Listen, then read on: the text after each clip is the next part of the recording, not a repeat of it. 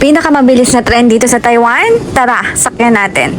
Ako si Jella, 5% factory worker dito sa bansang Taiwan. Guys, ito, nandito tayo ngayon sa Banqiao. Tapos pupunta tayo ngayon dito sa pinaka last station. Ito yung Suying. Last station siya ng THSR. So, yan. Aabot lang halos ng 2 hours yung biyahe natin. Ganun kabilis yung tren na sasakyan natin ngayon. So, let's go! After ng 3 days ng pamamalagi namin dito sa North, tayo babalik na ng South.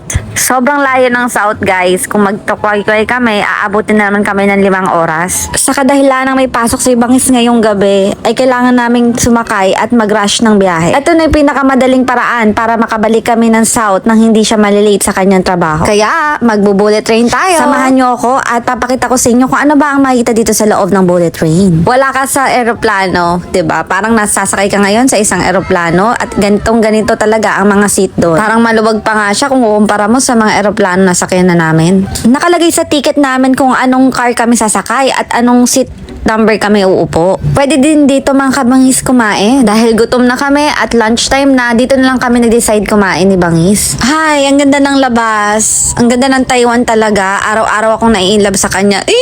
Gutom na talaga kami yan, kaya wala na kami pinalagpas na oras kundi kumain ng lunch. Pangkaraniwan mong mabibili dito mga kabangis sa Taiwan ay ang chicken nila o tinatawag naming chipay. Sa train station na rin kami bumili kasi doon lang naman ang malapit na bilihan. Naiintriga ba kayo kung gaano kabilis ang bullet train dito sa Taiwan? Huwag kayong mag-alala, ako din intrigang-intriga. Nag-download kami agad ni Bangis ng app kung paano namin matitrace kung gaano ba kabilis ang bullet train na to. Syempre, nag-search na rin ako yung Google. Alam niyo ba ang sinagot ni Google? 300 km per hour. Ang bilis ng tren na to.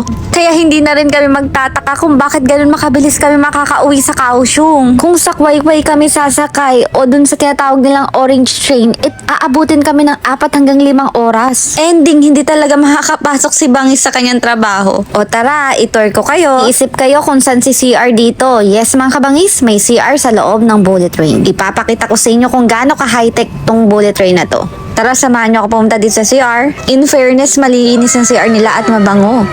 At ganun lang ka-high-tech kung ano ba yung meron dyan mga kabangis. Automatic lahat ng gripo dyan.